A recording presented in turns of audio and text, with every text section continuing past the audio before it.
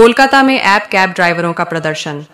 कोलकाता में Ola Uber app cab operators and drivers union की ओर से अपनी मांगों के समर्थन में एक विशाल जुलूस निकाला गया। यह जुलूस मौला अली रामलीला पार्क से शुरू होकर धर्मतला तक गया। प्रदर्शनकारी ड्राइवरों ने 12 घंटे के ऑनलाइन दिवस की घोषणा की और चेतावनी दी कि अगर उनकी मांगें पूरी नहीं हुई तो वे क्रमिक हड़ताल पर जाने को मजबूर होंगे। यूनियन का कहना है कि वे लंबे समय से एग्रीगेटर कंपनियों ओला, उबर, इनड्राइव, रैपिडो, यात्री साथी और राज्य सरकार को अपनी समस्याओं से अवगत करा रहे हैं, लेकिन अब तक कोई ठोस समाधान नहीं मिला है। राज्य सरकार एग्रीगेटर एक्ट के तहत हर साल ऐप कैब किराए की घोषणा करे। इस वर्ष गैर एसी कैब का न्यूनतम किराया 25 रुपये प्रति किलोमीटर और एसी कैब का 30 रुपये प्रति किलोमीटर किया जाए। बाइक टैक्सी के लिए 12 रुपये प्रति किलोमीटर का किराया तय किया जाए।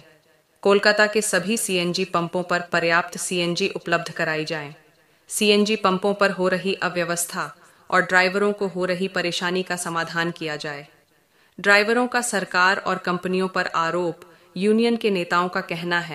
আমরা Kolkata Ola Uber app cab operators and drivers ইউনিয়নের পক্ষ থেকে আজকে আমাদের অফলাইন ডে ডেকেছিলাম। মূলত 2018 সালের পর অ্যাপ ক্যাব ট্যাক্সি তাদের ভাড়া রিস্ট্রাকচারিংয়ের কথা সরকার করছে না। 18 সালের ভাড়া নিয়ে 25 সালে 7 বছর পরে পেট্রোল ডিজেল বা গাড়ির মেনটেন্যান্স কস্ট যা বেড়েছে তাতে চলে না।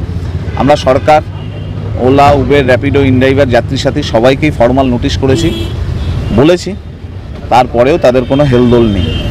ফলত আমাদের যেটা মূল আজকের কথা সেটা হচ্ছে অ্যাপ ক্যাবের ভাড়া রিস্ট্রাকচারিং করার জন্য অ্যাপ ক্যাব কোম্পানি এবং সরকার তাদেরকে উদ্যোগ নিতে হবে। এটা গেল এক।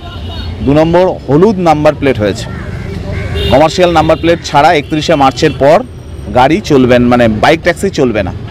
আমরা এটার পক্ষে যে কমার্শিয়াল নাম্বার প্লেট করেই হচ্ছে বাইক ট্যাক্সি চালাতে হবে, কিন্তু কমার্শিয়াল নাম্বার প্লেট করার ক্ষেত্রে যাদের লোন আছে তাদেরকে সমস্যা হচ্ছে।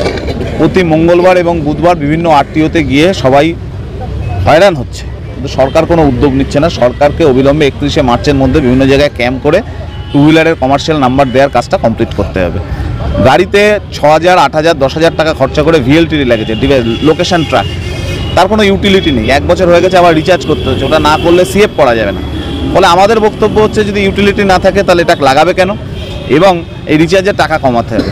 সিএনজি গ্যাস কলকাতায় বিভিন্ন জায়গায় সমস্যা আছে, সিএনজি গাড়ি যা পাম্পের তুলনায় কম, ফলে সিএনজি পাম্পের পরিমাণ বাড়াতে হবে এবং তার সাথে যেটা হচ্ছে সার্ভিস রেগুলারাইজ করতে হবে। এই 4টে মূলত মূল ফোকাস ফেয়ার রিস্ট্রাকচারিং করতে হবে। এটার দাবিতেই আজকে আমাদের সারাদিন অফলাইনে এখনও পর্যন্ত প্রায় আমাদের হিসাবে 75 থেকে 80% গাড়ি তারা হচ্ছে অফ রেখেই তারা হচ্ছে রাস্তায় নেমেছে।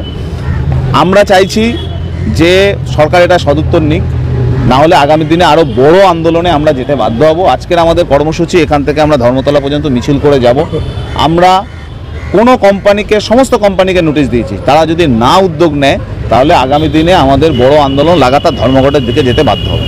আচ্ছা ইন্দ্রজিৎ, বলছি যে আপনারা যে বলছেন যে হলুদ নাম্বার প্লেট, মানে হোয়াইট নাম্বার প্লেট থেকে হলুদ নাম্বার প্লেট করানো, কিন্তু সেখানে এনওসি লাগবে, কিন্তু মানে আমাদের মোটর ভেহিকেল অ্যাক্ট অনুযায়ী রয়েছে যে এনওসি না দিলে রাজ্য সরকারের কিছু করার থাকবে না, কারণ অফিসিয়ালি মালিকানা হচ্ছে ফিনান্স কোম্পানি।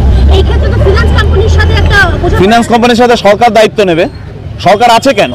ফিনান্স কোম্পানিগুলো কোটি কোটি টাকা এখান থেকে মানে রোজগার করবে, আর সরকারের এই সিদ্ধান্ত তারা মানবে না কেন?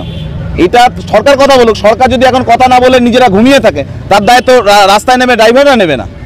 আপনি সিদ্ধান্ত করছেন 31শে মার্চের পর গাড়ি চলবে না, তার সেখানে সরকার এই দায়িত্ব নিচ্ছে না কেন? কতবার বলবো?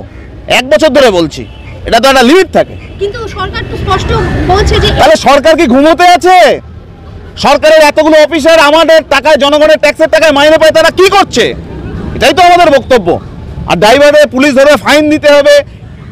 আমরা চাইছি না বেআইনিভাবে সাদা নাম্বার প্লেটে গাড়ি চালাতে, কিন্তু সরকারের ভূমিকাটা কি? সরকারকে তো দায়িত্ব নিতে হবে, সার্কুলার করে বসে থাকলে হবে?